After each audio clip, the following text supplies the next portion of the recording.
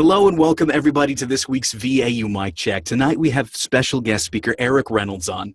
Now, Erik started his voiceover career in 2007 by just being in the right place at the right time, then moved to full-time voiceover in 2012. The last 6 years, he's developed a marketing and networking strategy that values people and partnerships and has found great joy in working with others to develop their own strategies for success. So without any further ado, here's our special guest, Erik Reynolds, on networking. So, how's it going, Erik? I am doing well. I'm glad to be here with you guys. I'm very thankful for the invitation. I think we're going to have a lot of fun on the call today, and I hope that it's we provide a lot of value for all of us together. Well, I'm sure it will. We're already stunned. Yeah. So, first of all, what just to get a little bit of background on you, give us a little introduction. How did specifically you start, and how did you grow your voiceover business? Well, like I said, I started back in 2007, and it was kind of by chance, really, just right place, right time. A friend of mine at my church, actually, we sang in the choir together. He also ran the sales department at our local ABC station, and one of those things where it's like, hey, we've got a project coming up. I think your voice would be great for. And, small town here in Central Texas. And I was like, sure, sounds like a great idea. I didn't even know what voiceover was at the time. And so that was kind of how I got my introduction and got my feet wet in the entire business. I determined in about 2010, this is something I really wanted to do. I started full-time in voiceover 2012. For all of 2012, I had 2 full-time jobs. My day job, where I spent 8 hours a day, and then I literally spent another 40 hours every week developing my skill set, my craft, but also beginning to develop and build my client list for a full year before I went to only voiceover. It was August 1st, 2013 when I started full-time, and I've been full-time ever since. And it's been I tell people I am doing much better than I deserve in the industry. So what kind of clients have you worked for in that time? Oh, gosh. And of course, most of you know how this works with the big names and things like that. There's generally, several degrees of separation between the client. But I've done commercial work with Dunkin' Donuts. I've done commercial work with Duracell. I did a regional campaign with them. I just this past Olympics, I was blessed to do some work for the U.S. Olympic Committee, and I've also done some commercials and regional work for Anytime Fitness, some regional work for the Cheesecake Factory, and several other clients. A lot of mid-range, local clients as well. But those are some of the names you would recognize. Okay, and you. I know you said you did a lot of your own personal contacting to build up your client list. Tell us a little bit more about that. How did that start, and when did you start seeing success with your own contacting efforts? Well, I started contacting. Well, at the beginning, actually, it was the day after Thanksgiving. It was Black Friday in 2011. That's when my wife gave me permission. I told her I wanted to do this full time. She's like, "Are you gonna make enough money to pay the bills?" It's like, I hope so. So it was really out of necessity. In Black Friday 2011, I did that all the way through 2012 and into August 2013. And honestly, it started just I didn't know what else to do. You do a Google search for voiceover. Of course, the first things that come up are some of the pay-to-play sites, some of the microtransaction type things, for the low rate. And I honestly, I said small town Texas, so I had no idea what even like a good rate was, or what the norms were, or how to work with an agent. I didn't even think that was possible for me because I live so far away from, LA and New York and Chicago and Atlanta and some of these hubs. So I figured, well, I better contact people that would probably hire voiceovers, which was video producers, and I better Google video producers and start from there. And so it just, like I said, it just kind of organically began for me. And I think that really helps with my current offerings or how I currently contact and reach out to and develop relationships and friendships, is because I didn't know what else to do other than just to contact people, be friendly, and hope they like me enough to hire me. All right. Well, does anybody have any questions for Erik that they'd like to field? Erik, what is the biggest genre of work that you're doing? E-learning by far. Okay. And that's something, when I first got started, I didn't want to do e-learning. I didn't think I wanted to do e-learning. I wanted to do commercial work. But as I began to develop these relationships, I found that there was a much larger market, and my personality and my style really fit e-learning really well. But I do a lot of e-learning. I do a lot of corporate narration. The commercial stuff's there too, but e-learning by far is my biggest genre. Did you make an e-learning demo before you started booking e-learning clients? Nope, not at all. I went 2 years, I believe, on just a commercial demo. Okay. Yeah, and I'm almost 2 years. Did you send your commercial demo to e-learning companies? Yeah, absolutely. Okay. Absolutely. So my first year of booking e-learning work was my second year on my commercial demo. Okay. So does that make sense? Yes. Mm-hmm. Yeah, it wasn't until my e-learning work afforded me the opportunity to make my first e-learning demo that I was able to cut an e-learning demo. Okay, because I have a commercial demo, and then I have a narration piece that I did for a video, but it's dry voice.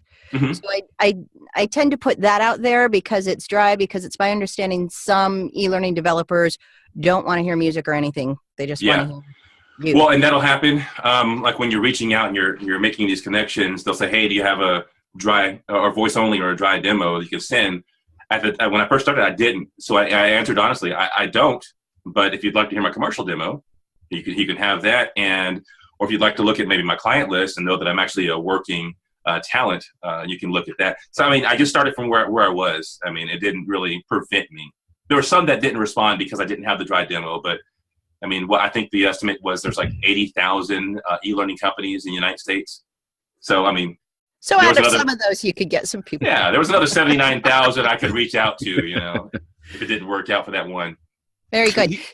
So when you started, I'm sorry, Sherry. Go ahead if you're not done. I was just going to say, with the e-learning that you're doing, it's my understanding that it's expanding out more as far as like with gamification and characters and things like that. Are you doing more of that, or is it still pretty much kind of a drier or serious typical narration that we would think of? Yes and no. There is still quite a bit, and probably the vast majority that I'm seeing is still the traditional e-learning. The almost deadpan, was what they want sometimes. But there's a lot of gamification out there, and that's growing probably faster than any other area of e-learning.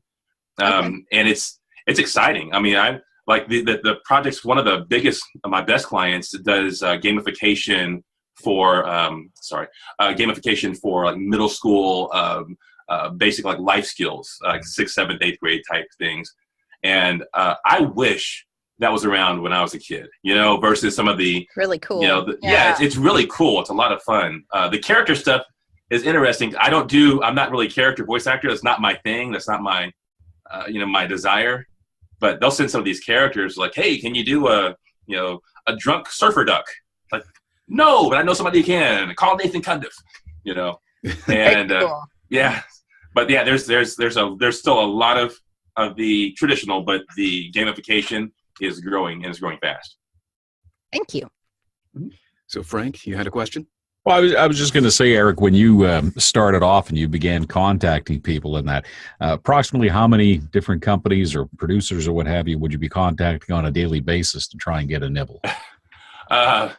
My first year, I had it written down. I don't have it in front of me.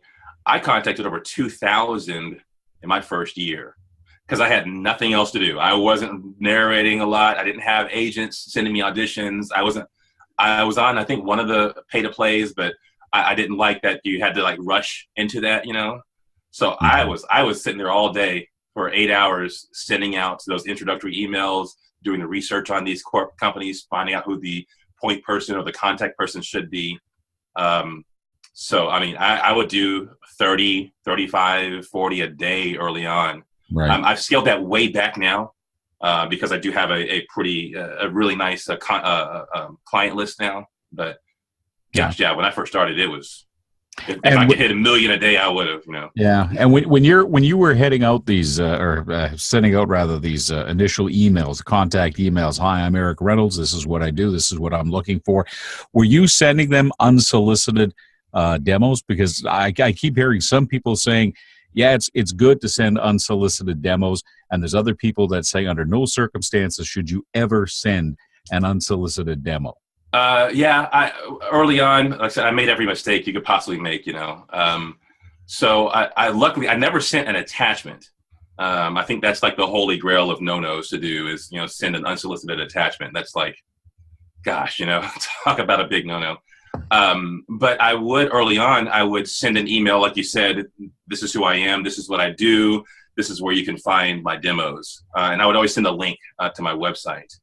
I don't do that as much now, as I've learned and grown in my approach to it. I'm more so, I let just my personality do the talking early on, just try to develop a relationship, and I let my email signature say everything that I need to say about who I am and where you can find stuff. Because what I've learned is that the people we're reaching out to, they're smart. They're not ignorant. If I reach out and say, hey, my name's Erik, I'm a voice actor, I thought we should connect because you do video and I do voice. It's a match made in heaven. And then from there, I try to keep it as personable as possible. Like I said, and then let the email signature, say everything else. So I guess to answer the question, early on, yes, I was sending links to my demos. Now all those links are in my email signature. Right. And like you said, these people are smart enough. They know why you're contacting them. Yeah, they do. Not like, wonder what this guy wants. Yeah, exactly. I mean, it's same as us. I mean, whenever we get somebody that's reaching out to us, it's not like we forget why they're reaching out. It's like, oh, I got a new friend from Saskatchewan. They're wise. And we're wise. So, I allow them to be wise. Do you do a lot of work with people in Saskatchewan, Erik? I never have done work with anybody in Saskatchewan. Oh, okay. Just wondering where you pulled that name out of the hat. I'm looking forward to it. Hey, if you know someone, I've got an email to send. No. Hey, if there's anybody in Canada, they're mine. So here's a big question. I know that is probably not necessarily on a lot of people's minds, but they do want to know. How did you keep yourself motivated to keep going throughout the whole thing? Because it's really disheartening to not hear anything back. Mm-hmm. How did you keep yourself going? I really enjoy eating meals 3 times a day.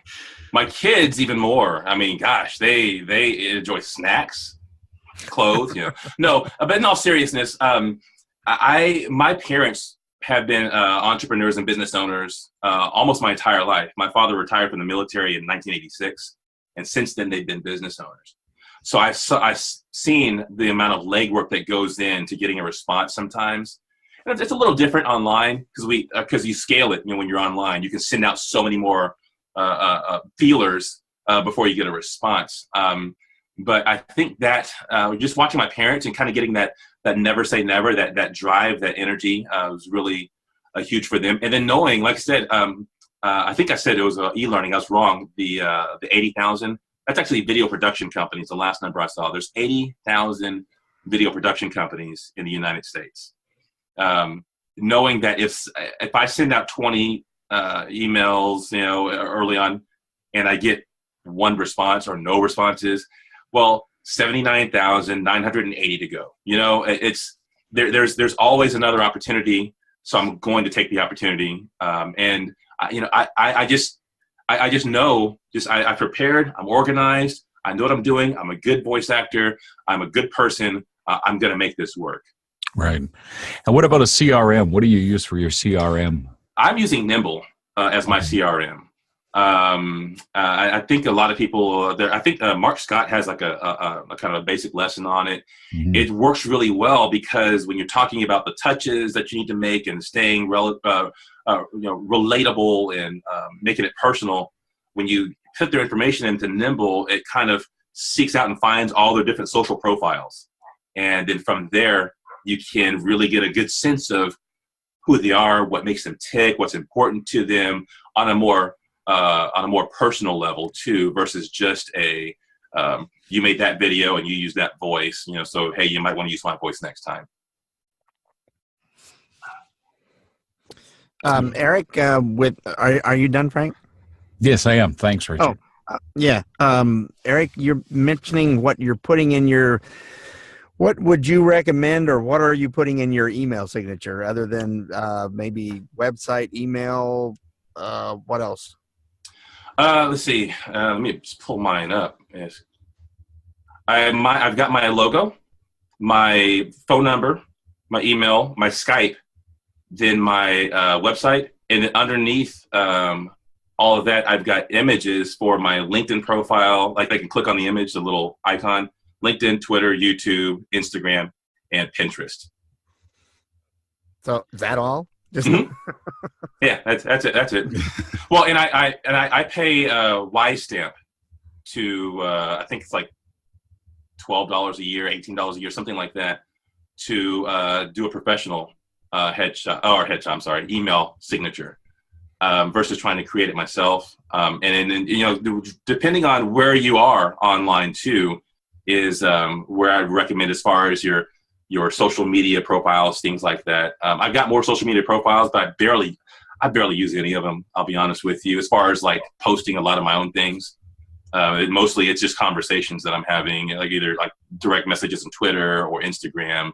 It's messaging through Facebook. Like I said, I should post more, but I'm a little bit cynical and a little opinionated politically, things like that. So I've kind of just backed off of that and just let it be a pretty picture, Are you working with international clients? Yes, a lot of international clients. Can you please give some tips? I went on Bidalgo, and I have my little. Can you give some tips as far as when you're filling out your offer? Submitting an audition and filling out your offer, because at first I'm thinking, hey, I think I'm being personable, but then I'm like, well, maybe they think I'm just a stupid American. So I don't. Well, first and foremost, most other countries think we're stupid Americans. Right. So they start there. No. Sure. In Europe, Germany, and the UK, really not so much the French, but they kind of work the same way we do as far as working relationships. The rates are a little lower internationally, just kind of across the board, just what I've experienced. But it's okay to come back and say, well, this is my rate. This is what I usually do. And just like I said, there's a lot of them over there, and they love the American voice too. Okay. When you get to India, Pakistan, those countries, they negotiate every time you talk to them. It's just part of their culture. I mean, some people take it personal. It's just part of their culture. They negotiate everything. Sure, that's what I was looking for, some little cultural nuances. So far, things I've auditioned for are Germany and Austria. So, and then the little line I said, I'm as American as apple pie, which I think is cute, but maybe they're like, oh, yeah. I don't know if they would get that reference. Maybe they do. I don't know. I've never tried that. Maybe I might steal that from you. Just joking. I'm Erik. I'm as American as apple pie. But for instance, I have German clients, and partly, as far as being personable, I was actually born in Frankfurt, Germany. My dad was military. Sure. And so I've lived there for 6 years. I lived in New Ulm and Hanau and Frankfurt, and we traveled all over Europe.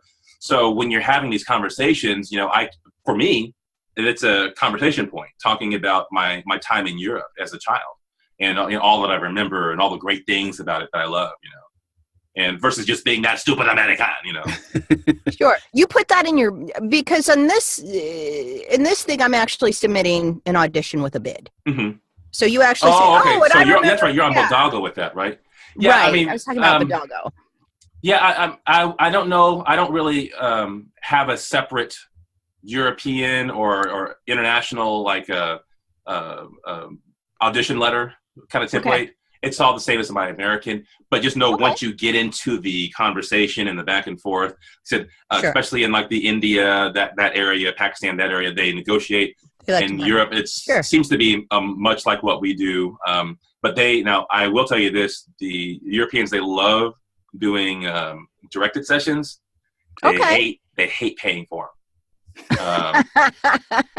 And also they like, especially in Europe, like the UK, things like that, they book almost primarily straight from your demo. Like, I don't know, say if I've done 100 projects in the UK and that area, I've maybe done like 2 or 3 auditions. They book almost exclusively, or at least for me, exclusively off my demos. Interesting. Yeah. You were mentioning about a lot of, I'm sorry, Sherry, my I apologies. was just saying thank you. Go ahead, Frank. You were mentioning a lot of directed sessions in that. Do they expect you to have ISDN, IPDTL? What are they generally looking for? I almost all the time do Skype when it's Europe. So you're just recording onto your own DAW, and then you send it off to them. Yeah. And my European sessions, generally, there's more people on the session than, say, in the U.S. Sometimes it's like 1 or 2 in the U.S. Like, I just did a session with the UK last week. There were 6 people on the line. There was 2 from the studio, there was 2 from the production company, and then 2 from the stakeholder company. Right. So, did they all direct you? No, thankfully not. There was about 3 different people that chimed in over the course of the session. Okay. Woo. Yeah. All right. And relatively short, but a lot of people in that session. Okay, and so they all joined in by Skype. Yeah. So you're recording at 3:00 in the morning then? No. Luckily with the UK, there's only like 6-hour difference, I think. So like usually, like if I'm catching them like at 8 in the morning at my time, it's like 4 in the afternoon their time, or 2 or 3 in the afternoon their time. So yeah. But what about India? Yeah, I don't do direct sessions with India. I had one time a client called me during their daytime, just wasn't thinking, and wasn't being mean about it. Just it was like 3 a.m. My phone rings. I'm thinking it's an emergency,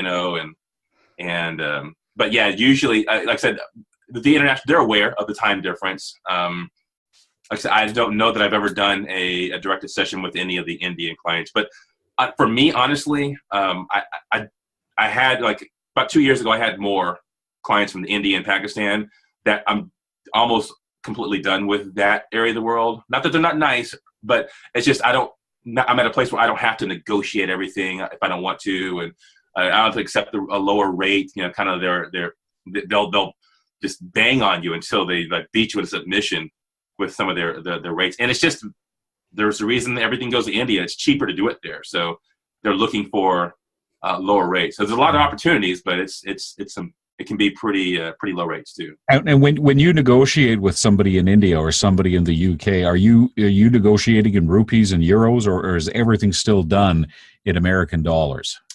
India, it's always been American dollars. I don't know that anybody's ever. Yeah, I don't think I've ever done anything in their currency. The UK, it's generally in euros that they'll negotiate it, and then I send them an invoice in I use FreshBooks for my invoicing. I can send it to them via FreshBooks via PayPal in like their currency. And then PayPal, it's like charges me like 10 cents or something like that to convert it to dollars once they pay.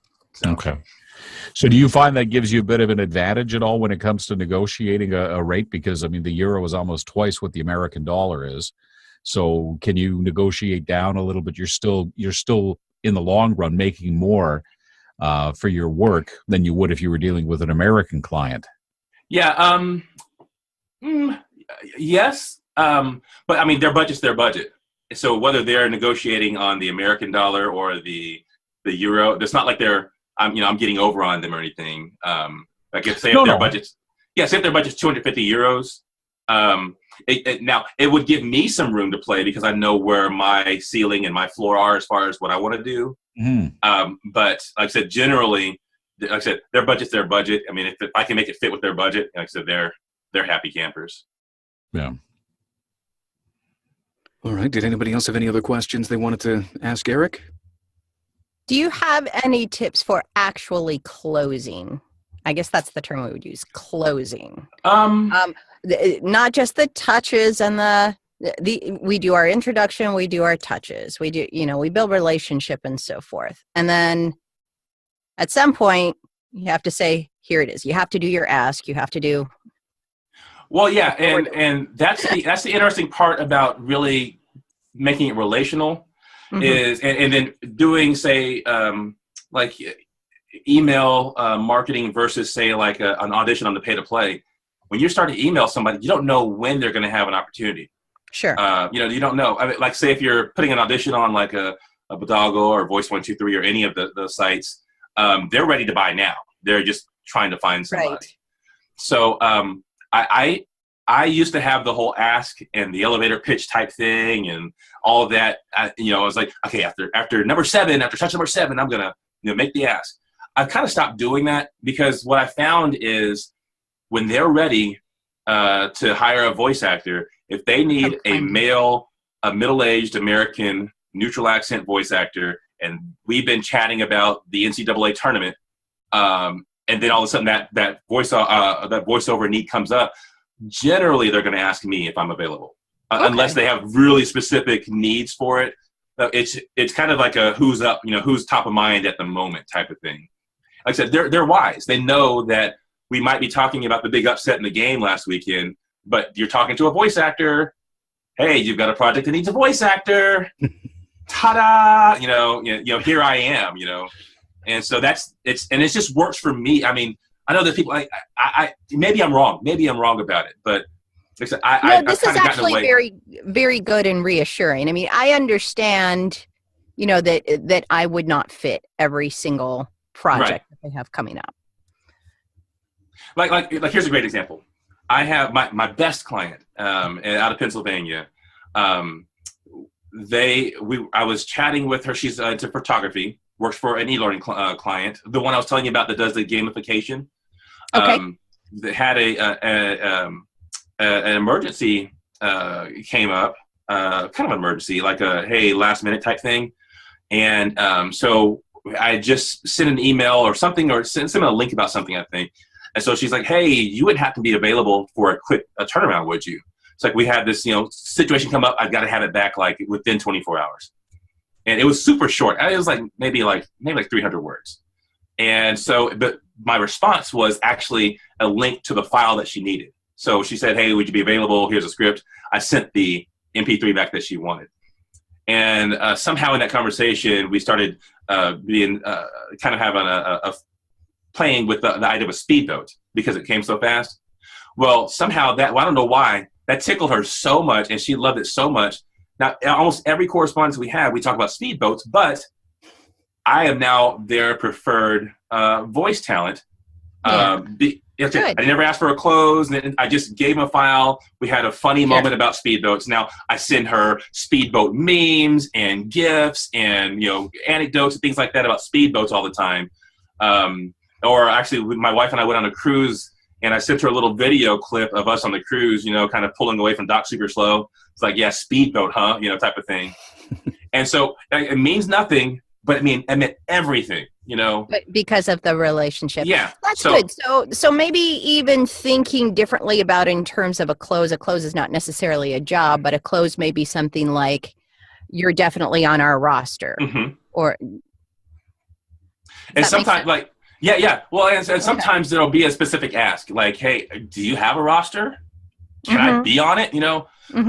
But I try to make that conversation as organic as possible. Sure. There's sometimes I've reached out to somebody, try to be as personal as possible and charming and witty and all that.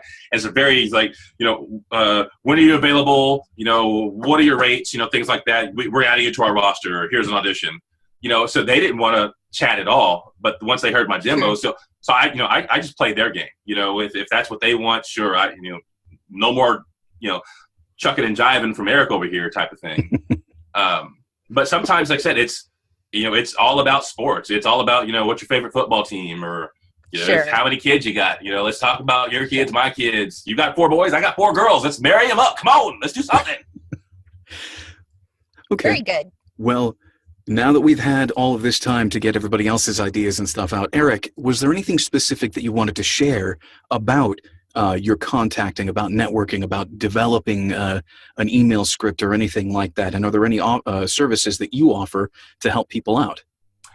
Well, here's my thing. I decided about a year ago I really didn't want to coach. Mm-hmm. So that's not just it's just not part of my plan. I love helping people. So anybody on this call, if you want to contact me, if you want me to sit down with you for 20, 30 minutes and we can kind of go over what you're doing now and see if there's any pointers or tips I can give you, I'm more than happy to. I don't charge for it. I don't coach. There are some great tools and materials out there already that I think Mark Scott's stuff is wonderful. I've taken purchased a lot of his different available materials. Tracy Lindley, I think I said that right. Her LinkedIn thing is great too. So having said that, as far as tips that I would give on marketing, be organized. Be very organic, but you get to organic after your organization. And I say that to mean, like I mentioned before, there's like say 80,000 video production companies. I mean, that's an overwhelming number. So you got to figure out a way to make that as small as possible. So what I do is I only market for 50 weeks out of the year. I take 2 weeks off, and I break it down every week by state. So early on, I was doing alphabetical, but that's super boring. Early in the year, you're trying to keep your energy up, and you get to Alaska, in the first few weeks, you're like, no, you run out of contacts in Alaska real quick. So I kind of developed this kind of like state size and availabilities, things like that kind of list that I do. Alphabetical may work for you, but every week is a different. Like I'm in Florida this week, so everybody I reach out to, it's going to be production companies first, it's e-learning second, and then it's corporate narration third. All week long, it's just Florida. So that's how I organize, just kind of stay on top of things. Yes. Who are you contacting for corporate narration? So are you talking about approaching somebody like JP Morgan Chase or Verizon? Yeah. Okay. And what I do is LinkedIn is a great one for that. You don't start with the corporate company. You start by the job description, and you'll start finding the people that do that job within the corporate companies. So that job is marketing or video production. I would go there. Sometimes they have their own e-learning staff, or the corporate video production and corporate e-learning. I was actually shocked by the number of corporate entities that have their own production staffs and e-learning staffs. And a lot of them, not a lot, but some of them have multiple at different locations. Say if they have multiple locations across the United States, they have their own production companies. So, but another thing you can look for is marketing director if they don't have that, or a creative director. But like I said, my LinkedIn starts with the job and then the location. And once I get those two down, so like this week is, say if I do video producer in Florida, here's 7,000 look through, I'm going to hit my totals as far as how many I want to reach out to each day. Are you doing paid LinkedIn? I'm sorry. No, I did for a while, and there was no benefit for me doing it paid versus free with my system, which is, like I said, I do a search for the job title, the location, and it kind of filters that list. And then from that list I find a name that in a company. I click on that person's profile, see if I think this would be a good fit. If they're active online, that's another thing. Some people have a LinkedIn, but they don't ever use it. You can tell pretty quickly once you've been doing it for a while if they're actually active online. And then from there, if I think, hey, you might be a good fit, I put them into my Nimble CRM, let it populate all the other social media profiles for them, kind of get a general picture of who that person is. And then that gives me the tools I need to be able to reach out and say, hey, Joe, Mama, whatever your name is. My name's Erik. I do voiceover. I see you do, video production for Chase Manhattan. I saw your demo reel on your link. That was amazing. Did you do that yourself? Do you have a team you work with? Is that something you did for Chase, or is that kind of your side project? Just as conversational as possible. I was like, oh, I saw you had a Chicago Bears hat, in your profile picture. My wife's from Chicago, huge Bears fan. Tough cookies, though. Your team's lost to my team every year the last 6 years, or something that makes it personable, and starts a conversation. So, and once you kind of get used to it, you could get that done pretty quickly. Like I can get about 10 done in about 90 minutes, maybe 10 contacts that I qualify, I categorize, and then I can reach out, and it takes me about 90 minutes in my morning to do that. And so by 10 a.m., I'm done with all of that. And then it's just the natural conversations as I make my way through the day and through the week. Very good. Makes sense? Thank you. Okay. Yes, and thank you for the tip about LinkedIn. I was contemplating getting a paid LinkedIn because they're locking me down pretty tight. Are they? They are. They really want me to try that free membership. So, yeah. So it's taking me some extra steps to find people right now, but my best contacts have come through there. So. Yeah. And now with LinkedIn too, and that's kind of the other thing I want to talk about, or one of the other things is a lot of times when we're reaching out on LinkedIn, we'll just hit, send a connection request. Mm-hmm. Always send a custom message. Yeah. Always send a note. Make sure you're sending a note, and you can do, kind of get away from the whole elevator pitch part of it as quickly as you can. Like mine, it's just like the top sentence is like, hey, Joe, my name is Eric. I'm a voice actor. I saw you're a video producer. I thought it'd be a great idea for us to connect. And then that's the only thing I say. And then as far as the voice actor part, everything else is I try to ask questions about them and talk about myself as little as possible. So that would be the next thing is there's no need to have a 2-paragraph elevator pitch about all the jobs that I've done, how much training I've got, things like that. Like I said, they're smart. They're wise people. Sure. I'm just finding a lot of people go ahead and connect with me and don't respond.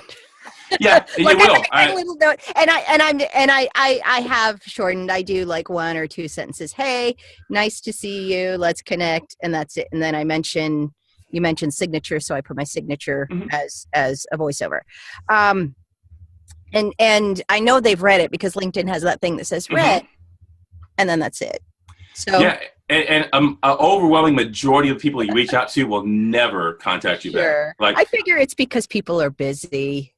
Yeah, or I mean, and some they just don't care. I'll connect. I mean, yeah, a lot of they just don't. I mean, it's like, for instance, it's kind of like people ask, oh, should I do the pay to play site or should I do direct marketing? What works better?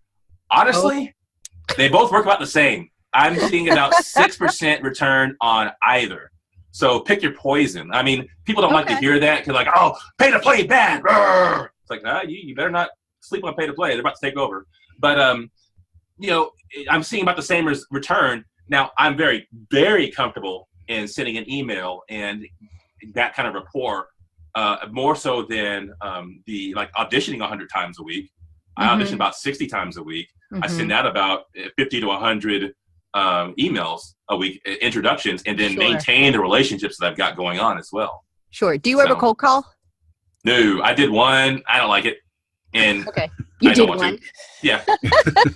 You had the experience. That's about it, right? Yeah. I mean, if my auditions on the pay-to-play stopped working and my email marketing stopped working and I completely lost my mind and went insane, then yes, I would start back up. Okay. But until then, I am not doing it. Okay. So then if I understand you correctly, LinkedIn is a great place to do the networking and to do the connecting. LinkedIn's great because there's no question about why it is you're on LinkedIn or why it is you're connecting. It's the business relationships. So there's, you get past all of that to get, at the beginning. Like Facebook is very, very personal. Facebook's all about family, Instagram is all about me. It's all about, pictures of me and selfies and the whole nine. But LinkedIn, it's business, man. I mean, there's some people that use it wrong, but it's such a small minority of them. It doesn't bother me. Okay. So sorry, go ahead, Sherry. No, go ahead, Frank. I've been asking lots of questions. I want to hear your question. Well, I was just going to say when you're on LinkedIn, Eric, do you So the process you use, do you connect, like find somebody you're interested in and then hit connect and wait for a response from them to say you're connected? Or do you connect and then also follow that immediately up with an email or a message to that person? Or do you find them on LinkedIn and then go and find them on Google someplace and follow it like that? Yes, yes, no, no, yes, yes, and no. No. All right. It just depends on the individual. Like, for instance, if I were to look up Frank and I see that you've got a filled out LinkedIn profile, I know what you do, kind of what you're got going on, but I can tell that you don't use your profile. You don't really post on it, things like that. But then you go to Nimble, put your information in. I see you're on Facebook every day, several times a day. I might then reach out to you on Facebook. And you say if you have a business page there versus LinkedIn. I just kind of play it by ear to see where they're most active. If they're not active on LinkedIn, if Facebook looks way too personal and it's not my business stuff, then I'll maybe go straight to just an email versus LinkedIn. Like I said, because a lot of times I'll send stuff to LinkedIn and it never gets read. I mean, they have a profile, but they don't ever use it other than just to update their resume. It's just an online resume. Yeah. So that's basically game day decision is what that yeah, is. Yeah. Honestly, maybe about 50% of the connections I make are directly through LinkedIn, and probably another 50. Most of it goes to email for me. Except Facebook, every now and then if it's a business page, but like I said, it's such a personal thing for really families to kind of see pictures of the babies. Yeah. What about when you're sending emails to try and avoid your email being listed as spam someplace, so it winds up going into a folder that never gets read? Is there certain things that you'll always make sure you include in an email subject line so that it doesn't happen that way? I'm probably the worst with email subject lines. I can literally think maybe my 6-year-old a little worse with it, but my email subject line is "Hi from a voiceover guy" almost every time, and it's super cheesy, but just so they know what's coming from. It probably could be better, but it's not. It's direct and to the point, and it tells them what they want to know. So, and what I don't do though is I don't have this cut and paste. I have templates because I know what I want to say and what I want to get around, but it's never the same thing. It's just really reminding me all the things I need to make sure I'm saying versus copy and paste, copy and paste, copy and paste. Right. Right. So I think that's really kind of what gets people flagged is, Yahoo sees you sent the exact same email to 60 people in the last week. The only thing different is their name. I think they'll kind of tag it as spam versus, if there's actually, personal content in the email, a reason for actually connecting. Cool. Thank you. Yeah. So I was going to ask if you're doing in-person networking, if there's any associations. I've heard the American Advertising Federation or American Marketing Association, meetings like that. I think the American Advertising Federation, they do the Addies, right? Yes. Yeah. Actually, I just won an Addie. Congratulations for that. On camera. It was a project I did. I was hired by our Chamber of Commerce, and they've hired me for some voice stuff, and I do their phone system. They wanted me to do on camera. I was like, I don't really want to, but you pay me for the other stuff, so sure. I want a stinking Addie for it. My only on camera ever. So, but it must have been really good. I hope so. Apparently, I have to pay for the glass. They give me a certificate, but I got to pay $40 for the glass. Yeah, you have to pay for. But for I'm going to, and I'm sure, going to somehow be behind me on these calls like this, Yeah. But anyway, as far as face to face or local, I'm kind of in a smaller town. I'm about 45 minutes from Austin. Okay. But the Austin's voiceover scene's kind of discombobulated. It's not really there's not a strong meetups type thing. And not just the voiceover scene, but there's a lot of creativity going on. But Austin's super weird, so there's not Yes, I've seen Austin City Limits on PBS. Yeah. We figured out a way to completely weird everybody out. So, okay, I didn't. It's not too horrible. Any trade conventions or anything like that? No. Okay. I considered some of the e-learning stuff, but I think was it somebody I think from the WOVO went to one of the e-learning and they didn't have a great review of their experience there. Okay. So like I said, I mean, I can send out 10, 15 a day emails and, stay in contact. So far, so good. What I'm doing is working, So like I said, if that messes up, then, we'll have another conference. Hey, here's how I reach out at the conferences and conventions. Woo! Okay. Well, you mentioned Wovo. Tell us I'm in Wovo. Mm-hmm. So how do you like that, and what's the advantage you think for you? No advantage yet. Gosh, I shouldn't be so honest. I'm sorry. They're good people. No, but it's kind of like Hidalgo. It's great like people. Out. Yeah. Yeah, and they're kind of still at the beginning. There's a lot of good they can do, and they're working towards. But I mean, like one of the big fights right now is the pay to plays, and voices. I love them, but they're barking up a big, expensive, multi-million-dollar tree, and more power to them. I hope they're successful, but I know that they've taken on some really tough, hard issues. Great people. I've sourced voice actors through their list for different e-learning projects, so that's good. But as far as like making like big, major dent into the industry, not so far, not yet. I hope they do, because like I said, they're great people, and their intentions and their focus is right on. So. And the dog barks. Yeah, those I've got two amazing and horrible dogs. You can imagine being a voice actor and having insane dumb dogs. I shouldn't even say this because we're recording. I have muzzles for them. I'm not even gonna lie. When I've got sessions coming up, I look them in the eyes like, "Do you want this muzzle? Do you want this muzzle?" Wow. And sometimes a little one, that's my wife's dog, Gosh, no. He's horrible. I love him, but I don't. Well, does anybody have anything else that they've been thinking to ask Erik before we move on a little bit? Come on, he's right here. Nobody? Okay. Yeah, we had a lot of questions and a lot of great input. Erik, was there anything that we didn't talk about that you kind of wanted to mention, or any other points you'd like to bring up? Just to say, stay with it. I mean, this is the long game when you're doing the networking and the relationship type of marketing. It's the long game. There's rarely you're going to have somebody ready to buy right away. I think somebody mentioned, I think Frank, about being frustrating when you're not seeing instant results. How do you stay with it? But just stick with it and get yourself to a position where you're qualifying the people you're reaching out to, because it's a numbers game, but it's got to be the right numbers. I mean, if you're reaching out to, for instance, when you look up video producer, you're going to find a lot of wedding videographers. They have nothing to do with us. Just move right along. I learned that one the hard way myself again. So just make sure you're qualifying and having quality, over quantity as far as that's concerned. And get outside your comfort zone a little bit, and have fun, make relationships, and be prepared to be crazy successful. I mean, you stick with it, have the right frame of mind, you're going to find success in anything you do. I mean, go with it with the right frame of mind, and know you're going to be successful, and you will be.